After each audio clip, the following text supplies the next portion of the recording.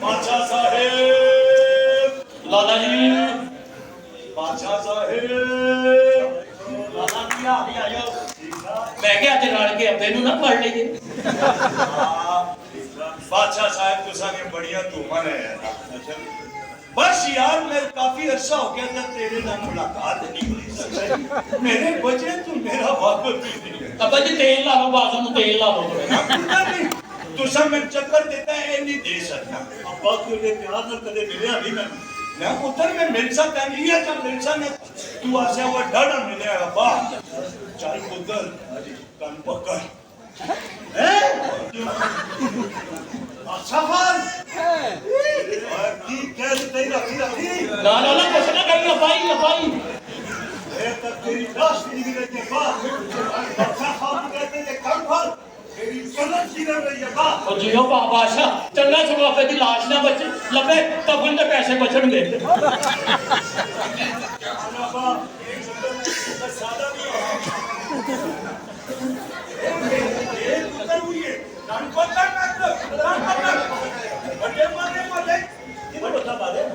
और 30 ने घर बचा मारे शीशा तोड़े नदी कसम जाए बचा मारे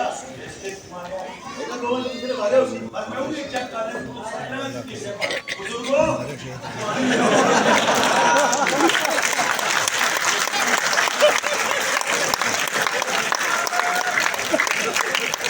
ठीक है चल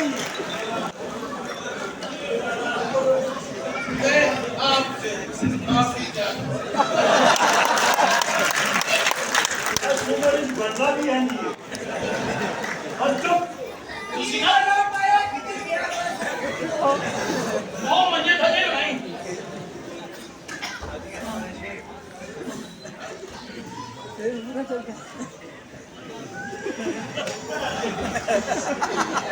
और लड़का जो दोनों ढोंगे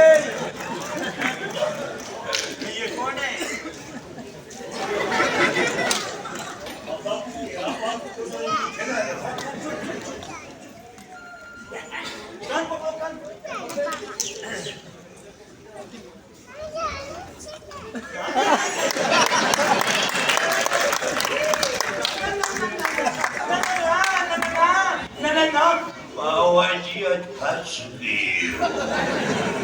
आज नहीं छोड़ना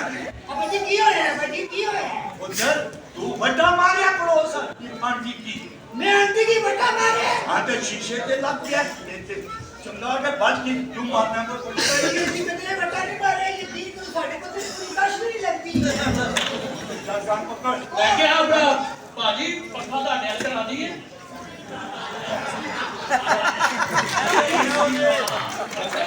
कान पकड़ उठे कौन तू मैं कान पकड़ा तू भी को बदमाश है अपना बड़े बड़े जल्दियां करना बड़ी बड़ी बढ़िया मीटिंग करना तब की पता तेरे पुत्र की बात कितनी इज्जत है तू सब के कान पकड़ पता है बच्चे जी तुसी जिथे लैंड कर दो उस एयरपोर्ट में अक्सर आना चाहना हां अब कान क्यों पकड़ा वो बड़ा मारिया तू समझाने की किसे एक ने मैं दसो बड़ा किस मारे बैठना